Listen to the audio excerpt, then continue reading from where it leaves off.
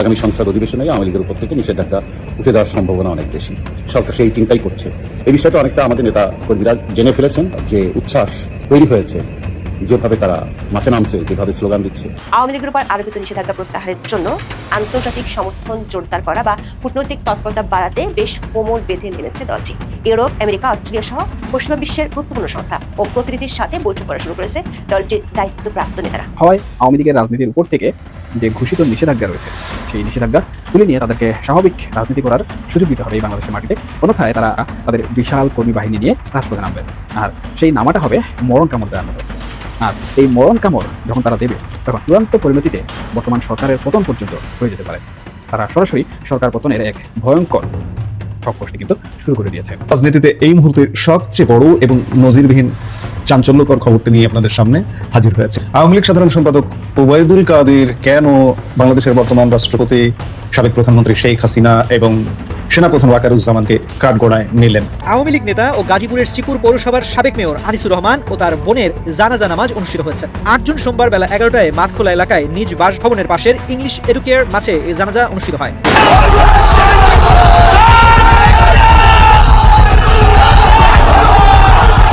তিনি কেন্দ্রীয় স্থানীয় কোনো নেতা ছিলেন না, তিনি একটা জেলার নেতা ছিলেন।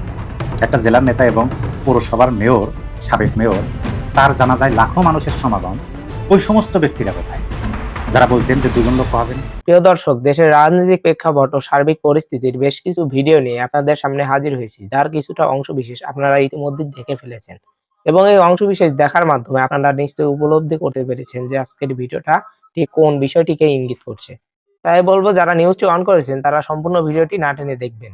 আমি আর বেশি কথা বাড়াবো না, তবে যারা চ্যানেলটিতে নতুন তারা সাবস্ক্রাইব করে পাশে থাকা বেল আইকনটি বাজিয়ে দিবেন, আর যারা ইতিমধ্যেই সাবস্ক্রাইব করে রেখেছেন তাদেরকে অসংখ্য ধন্যবাদ। তো চলুন একটি লাইক দিয়ে ধারাবাহিকভাবে সম্পূর্ণ ভিডিওর বিস্তারিত আলোচনা দেখে আসি। একটা বিশ্বস্ত সূত্রে খবরটা পেলাম যে আগামী সংসদ অধিবেশনে আওয়ামী লীগের উপর থেকে নিষেধাজ্ঞা উঠে যাওয়ার সম্ভাবনা অনেক বেশি। সরকার সেই চিন্তাই করছে। এই বিষয়টা এখন দেখার বিষয়। এই বিষয়টা অনেকটা আমাদের নেতা কর্মীরা জেনে ফেলেছেন। হাইকমান্ড থেকে অনেকভাবে ইনফরমেশন তো পান। আমার মনে হয় সেই কারণেই আমাদের নেতা কর্মীদের মধ্যে যে উচ্ছ্বাস তৈরি হয়েছে, যেভাবে তারা মাঠে নামছে, যেভাবে স্লোগান দিচ্ছে, যেভাবে বিভিন্ন জেলায় তারা নেমে আসছে, এমনকি ঢাকাতেও তারা বড় বড় মিছিল করছেন আমাদের নেতা কর্মীরা জীবনের উপর ঝুঁকি নিয়ে। এমনকি আওয়ামী লীগের অফিস পর্যন্ত তারা দখল দিয়েছেন। কতক্ষণ দখল দিয়ে রাখতে পেরেছেন সেই হিসাব পরে জানা যাবে, কয়েকদিন যাওয়ার পরে। কিন্তু শত শত কর্মী তারা দলের কার্যালয়ে ঘেরাও করেছেন এবং তাদেরকে দেখে এখানে যারা ছিল সব পালিয়েছে। আপনারা বিভিন্ন জেলায় দেখছেন কিভাবে আওয়ামী লীগের নেতা কর্মীরা বেরিয়ে আসছে। নোয়াখালীতে কিভাবে হলো, চট্টগ্রামে কি অবস্থা হলো, ব্রাহ্মণবাড়িয়ায় কি অবস্থা হলো, ফরিদপুরে কি অবস্থা হলো, সিলেটে কি অবস্থা হলো, আপনারা সব দেখছেন। তো আমি আশা করি শীঘ্রই আমাদের দলের উপর থেকে এই দুঃসময় কেটে যাবে। এই দুঃসময় কেটে যাওয়ার পর যে আওয়ামী লীগ সামনে আসবে, সে আওয়ামী লীগ সারা দেশের মানুষকে সাথে নিয়ে একটি উন্নয়নের বাংলাদেশ করবে। আওয়ামী লীগ কিন্তু প্রতিশোধ নেওয়ার জন্য ফিরে আসছে না। যে বিএনপি বা এনসিপি বা জামাত আমাদের উপরে গত 2 বছর যে অন্যায় অত্যাচার করেছে, আমরা তার তালিকা করে রাখছি, বা তালিকা ধরে ধরে আমরাও তাদেরকে মেরে ফেলবো, ওই জিঘাংসা নিয়ে কিন্তু আওয়ামী লীগ মাঠে আসছে না। আওয়ামী লীগ ফিরে আসবে না। আওয়ামী লীগ আসবে একটি সাজানো গোছানো দেশ ধ্বংস হয়ে গেছে, এই ধ্বংসযজ্ঞ থেকে দেশকে তুলে আনার জন্য। আমাদের দেশের মানুষ মহা বিপদের মধ্যে পড়ে গেছে, দেশবাসীকে বাঁচানোর জন্য আওয়ামী লীগ এগিয়ে আসবে। আমাদের দেশের নারীরা মহা বিপদে আছে, এমন একটা দিন নেই যেদিন রেপ হচ্ছে না বা এইসব সংবাদ আসছে না। তাদের রক্ষার জন্য আওয়ামী লীগ এগিয়ে আসবে। আওয়ামী লীগ এগিয়ে আসবে প্রতিটা মানুষের অধিকার রক্ষার, গণতন্ত্র চর্চার, মানবাধিকার প্রতিষ্ঠার প্রত্যয় নিয়ে আওয়ামী লীগ ফিরে আসবে মানুষের ভালোবাসায়। আমি আহ্বান জানাচ্ছি জনাব তারেক রহমানের প্রতি, অনতি বিলম্বে আপনি ঘোষণা করুন বাংলাদেশে গণতন্ত্রের চর্চার জন্য, গণতন্ত্রের চর্চা অব্যাহতের জন্য সকল দলকে রাজনীতি করার সুযোগ দেওয়া হবে। যে ভাষায় আপনার দলের সাধারণ সম্পাদক মির্জা ফখরুল সাহেব বলছেন যে আওয়ামী লীগ সহ সকল দলকে রাজনীতি করার সুযোগ দিয়ে গণতন্ত্রের চর্চার পরিবেশ সৃষ্টি করা দরকার। উনি বেশ কয়েকটা বক্তব্য ওনার কথা বলেছেন, এখন আমরা সরকার প্রধানের মুখ থেকে শুনতে চাই। আর সালাউদ্দিন আহমেদ সহ অন্যান্য মন্ত্রীরা যারা এখনো আওয়ামী লীগের উপর বিষোদ্গার করছেন, তাদের শুভবুদ্ধি উদয় হোক, তারা গণতন্ত্রের পথে ফিরে আসুক, মারদাঙ্গা এই পরিবেশ থেকে ফিরে আসুক। এদিকে আপনারা জানেন বর্ডারে কি অবস্থা হচ্ছে। বর্ডারে কাঁটাতারের বেড়া ওপাশ থেকে ভারতের সাইড দিয়ে তারা লম্বা রাস্তা করে নিয়েছে। তারা তাদের সেনাবাহিনী, তাদের আইন শৃঙ্খলা বাহিনীর, তাদের বর্ডার গার্ড ফোর্সের গাড়ি বা বিভিন্ন সাজোয়া গাড়িতে যে কোনো সময় আসতে পারে, তাদের রাস্তা ঠিক করে নিয়েছে। আমাদের রাস্তা ঠিক করা হয়নি। এই জন্য তারা যখন এসে গাড়িতে করে এসে যখনই দেখছে যে পয়েন্টে আমাদের লোক নেই, ওই পয়েন্টে গেট দিয়ে কিছু লোককে ঢুকিয়ে দিয়ে তারা বন্ধ করে দিয়ে চলে যাচ্ছে। আর আমাদের বিজিবির 70,000 বিজিবির মধ্যে 60,000 অলরেডি তারা মোতায়েন হয়েছে। মোট 70টা স্পটে এই গন্ডগোল হচ্ছে, মানুষ ঢুকিয়ে ফেলার। তো সেই সব জায়গায় তারা পাহারা দিচ্ছে, কিন্তু তারা 4 ভাগ মানে 6 ঘন্টা পর এক একটা শিফট শেষ হচ্ছে। এইভাবে তারা রাস্তায় ঘুমাচ্ছে, তারা জমিতে ঘুমাচ্ছে, তারা গর্তের মধ্যে ঘুমাচ্ছে। এই হলো অবস্থা। এভাবে হয় না। প্রস্তুতি যখন তারাও নিয়েছে, প্রস্তুত আপনাদেরকেও হওয়া উচিত ছিল। ওরা রাস্তা দিয়ে গাড়ি নিয়ে আসবে, আর আপনারা এই দৌড়া এর জমির ভিতর দিয়ে, ওর খালের ভিতর দিয়ে, ওর পুকুরের পাশ দিয়ে দৌড়া যে আপনারা ভারতের বর্ডার গার্ড ফোর্সকে তাড়াবেন। এই কি হয়? যুদ্ধ হয় সমানে সমানে, শক্তি প্রদর্শন করতে হয় সমানে সমানে। তারা রাস্তা করেছে, আপনারা রাস্তা নির্মাণ করুন। তারা গাড়ি নিয়ে আসছে, আপনারাও গাড়ি নিয়ে যেন যেতে পারেন সেই পরিবেশ করুন। এখন গন্ডগোলটা কমিয়ে দিয়ে আগে বর্ডারের এলাকায় নিজেদের রাস্তা তৈরি করুন এবং সেই সব এলাকার আশেপাশে হাসপাতালগুলো উন্নত করুন। যে কোনো সময় যে কোনো কিছু ঘটলে যেন আপনারা চিকিৎসা নিতে পারেন, আপনারা আশ্রয় নিতে পারেন, সেই ব্যবস্থা করুন। তারপরে ভাবা যাবে যে বর্ডার নিয়ে কি করবেন। ইমিডিয়েটলি চেষ্টা করুন। তা নাহলে বর্ডার গার্ড ফোর্সের বিজিবির ওখানে তারা পেরে উঠবে না। আনসার বাহিনী নিয়ে গেছে, তারা তো পারবেই না। এরপর সেনাবাহিনীকে নিতে হবে। এছাড়া তো কিছু করার নেই, সেনাবাহিনীকে যেতেই হবে। আর এদিক দেশের মধ্যে সকল দল যখন রাস্তায় নেমে যাবে, তখন কিন্তু সরকার দেশ চালাতে পারবে না, পুলিশ এদেরকে থামাতে পারবে না।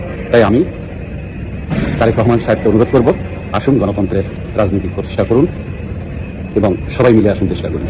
জয় বাংলা, জয় বঙ্গবন্ধু, জয় শেখ হাসিনা। বাংলাদেশে কার্যক্রম নিষিদ্ধ থাকা আওয়ামী লীগ ও অঙ্গ সংগঠনগুলোর বড় রকমের মিছিল আর শোডাউন আরো বাড়বে এমন শঙ্কার কথা জানিয়ে সরকারকে গোপন প্রতিবেদন দিয়েছে পুলিশ সদর দপ্তর। সরকারের কাছে গত 6 জুন পুলিশ সদর দপ্তর থেকে এ বিষয়ে জমা দেওয়া একটি প্রতিবেদন আমাদের হাতে এসেছে, যেখানে সরকারকে সতর্ক করে 10টি সুপারিশ করা হয়েছে। রিপোর্টটিতে বলা হয়েছে, আওয়ামী লীগের পদধারী নেতারা দেশে ফিরে স্বেচ্ছায় আত্মসমর্পণ করে রাজনীতিতে ফিরছে। রিপোর্টটিতে আওয়ামী লীগের 5 বড় নেতার ব্যাপারে নজরদারি বাড়ানোর সুপারিশ করা হয়েছে, যারা এরই মধ্যে জামিনে আছেন। এমন আলোচনার মধ্যে নতুন খবর হলো, আওয়ামী লীগের উপর আরোপিত নিষেধাজ্ঞা প্রত্যাহারের জন্য আন্তর্জাতিক সমর্থন জোরদার করা বা কূটনৈতিক তৎপরতা বাড়াতে বেশ কোমর বেঁধে নেমেছে দলটি। ইউরোপ, আমেরিকা, অস্ট্রেলিয়া সহ পশ্চিমা বিশ্বের গুরুত্বপূর্ণ সংস্থা ও প্রতিনিধির সাথে বৈঠক করা শুরু করেছে দলটির দায়িত্বপ্রাপ্ত নেতারা। সবশেষ ইউরোপীয় পার্লামেন্টের সদস্য বিলি ক্লেহারের সঙ্গে বৈঠক করেছেন আওয়ামী লীগের সাবেক সংসদ সদস্য ও নেতারা। তার একদিন আগে আয়ারল্যান্ডের প্রধানমন্ত্রী মাইকেল মার্টিনের সঙ্গে সাক্ষাৎ করেছেন দলটির নেতারা বলছেন, দেশে ফেরার নীরব প্রস্তুতির বড় একটি অংশ হিসেবেই তারা এই আন্তর্জাতিক তৎপরতা বাড়িয়েছেন। বিস্তারিত জানতে চলুন যাওয়া যাক বিশ্লেষণে। গত 19 মে ভারতের 3টি সংবাদ মাধ্যমে বাংলাদেশের সাবেক প্রধানমন্ত্রী ও আওয়ামী লীগের সভানেত্রী শেখ হাসিনার ইমেল সাক্ষাৎকার ছাপা হয়েছিল। ওই সাক্ষাৎকারগুলোতে তিনি প্রথমবারের মতো বাংলাদেশে ফিরে বিচারের মুখোমুখি হওয়ার কথা বলেন। কিন্তু একদিকে সরকার নির্বাহী আদেশে তার দলের কার্যক্রম নিষিদ্ধ আছে, অন্যদিকে তার উপর ঝুলছে বাংলাদেশের আন্তর্জাতিক অপরাধ ট্রাইব্যুনালের দেয়া ফাঁসির দণ্ড। এমন পরিস্থিতিতে ভারতীয় সাংবাদিকদের প্রশ্ন ছিল, তিনি যে ফিরবেন বলছেন সেটি কিভাবে? আনন্দবাজার পত্রিকাকে শেখ হাসিনা বলেছিলেন, তিনি এবং তার দল আওয়ামী লীগ আরো সংগঠিত হয়ে শক্তিশালী হয়ে যে ফিরবে তার জন্য নীরবে প্রস্তুতি চলছে। সাংবাদিকদের পাল্টা প্রশ্ন ছিল, এই নীরব প্রস্তুতিটা ধরনটা কি রকমের? সেটার ইঙ্গিত পাওয়া যায় ওই 3টি ইমেল সাক্ষাৎকারে। মিলেনিয়াম পোস্টকে দেওয়া সাক্ষাৎকারে বলেছেন তিনি মাথা উঁচু করে ফিরবেন। দ্য হিন্দুস্তান টাইমসকে দেওয়া সাক্ষাৎকারে বলেছেন তার অনুপস্থিতির অর্থ তার নীরবতা নয়, কারণ তিনি কূটনৈতিক ও আন্তর্জাতিক পর্যায়ে মাথা উঁচু করে ফেরার জন্য কাজ করছেন। আওয়ামী লীগের একাধিক সূত্র বলছে, ইতিমধ্যে বড় রকমের কূটনৈতিক তৎপরতা শুরু হয়ে গেছে। দলের কয়েকজন সিনিয়র নেতাকে এর জন্য দায়িত্ব ভাগ করে দেওয়া হয়েছে। এই দায়িত্বপ্রাপ্তদের একজন হলেন আওয়ামী লীগের সাবেক সংসদ সদস্য হাবিবে মিল্লাত। জনাব মিল্লাত 7 জুন আয়ারল্যান্ডের প্রধানমন্ত্রী মাইকেল মার্টিনের সঙ্গে সাক্ষাৎ করে বাংলাদেশের রাজনৈতিক পরিস্থিতি নিয়ে অনুযোগ ও উদ্বেগের কথা জানিয়েছেন। সূত্রগুলো বলছে, ওই বৈঠকে আওয়ামী লীগের পক্ষ থেকে জানানো হয়েছে বাংলাদেশের গণতান্ত্রিক পরিবেশ সংকুচিত হয়েছে এবং আওয়ামী লীগের নেতা কর্মীদের বিরুদ্ধে রাজনৈতিক উদ্দেশ্যপ্রণীত মামলা দেওয়া হচ্ছে।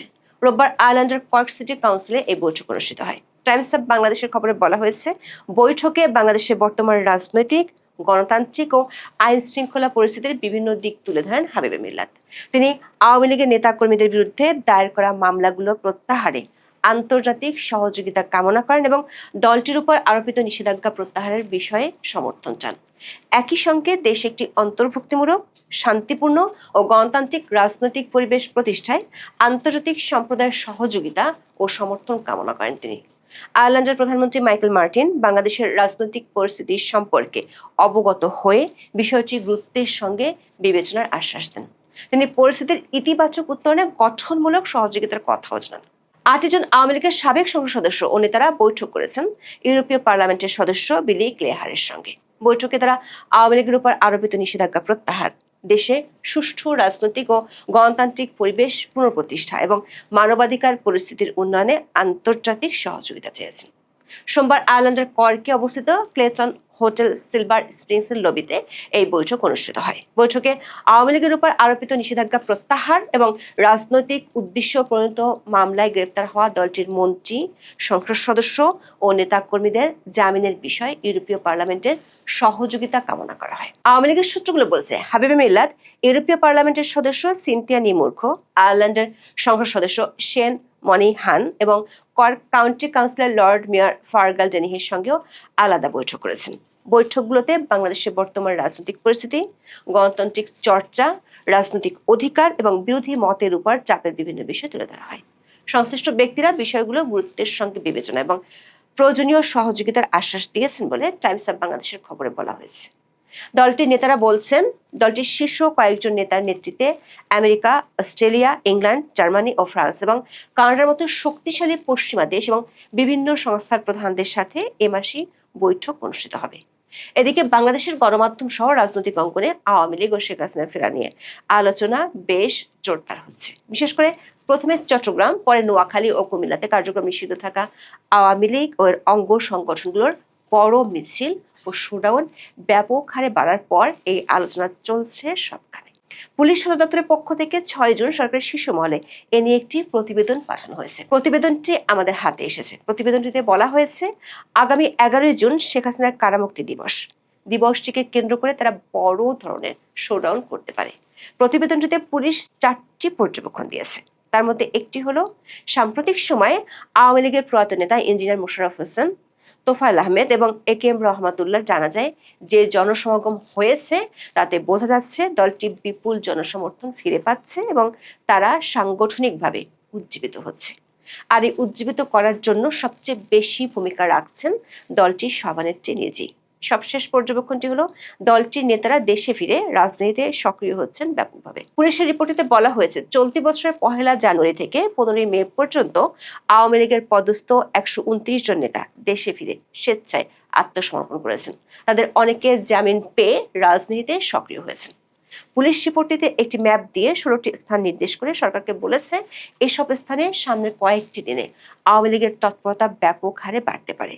পুলিশের রিপোর্টটিতে এরই মধ্যে জামিনে মুক্ত হওয়া আওয়ামী লীগের 5 জন বড় নেতার রাজনৈতিক তৎপরতা নজরদারিতে রাখার সুপারিশ করা হয়েছে। এরা হলেন সাবির হোসেন চৌধুরী, আব্দুল লতিফ সিদ্দিকী, অবসরপ্রাপ্ত major general Salahuddin Miazi, doctor Shirin Sharmin Chowdhury ও নারায়ণগঞ্জের সাবেক মেয়র সেলিনা হায়াত আইভী।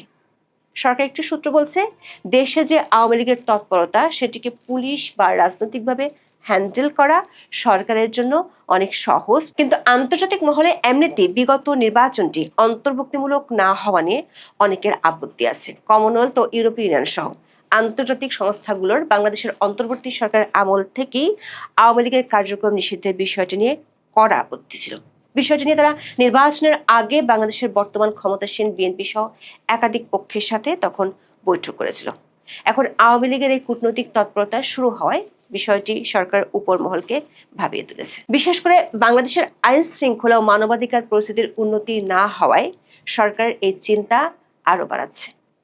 গত মাসের শেষ দিকে অন্তর্বর্তী সরকার আমলে আটক 4 সাংবাদিকের মুক্তির চেয়ে বাংলাদেশের আইনমন্ত্রী আসাদুজ্জামানকে চিঠি দিয়েছে সাংবাদিকদের অধিকার রক্ষায় কাজ করা আন্তর্জাতিক সংগঠন কমিটি টু প্রোটেক্ট জার্নালিস্ট বা সিপিজে। সরকার তরফে কোনো সদুত্তর না পাওয়ায় বিষয়টি নিয়ে আন্তর্জাতিক মহলেও চিঠি দেওয়ার কথা ভাবছে সংস্থাটি। এখন দেখার বিষয়, আওয়ামী লীগের দেশীয় তৎপরতার সাথে বিদেশি তৎপরতা বাড়ায় পরিস্থিতি কোন দিকে মোড় নেয়। সম্পূর্ণ ভিডিওটি দেখার জন্য আপনাকে অসংখ্য ধন্যবাদ। আপনার কোনো মতামত থাকলে নিচে কমেন্ট বক্সে কমেন্ট করে জানাতে ভুলবেন না। আজ এই পর্যন্তই। ভালো থাকবেন, সুস্থ থাকবেন। আল্লাহ হাফেজ।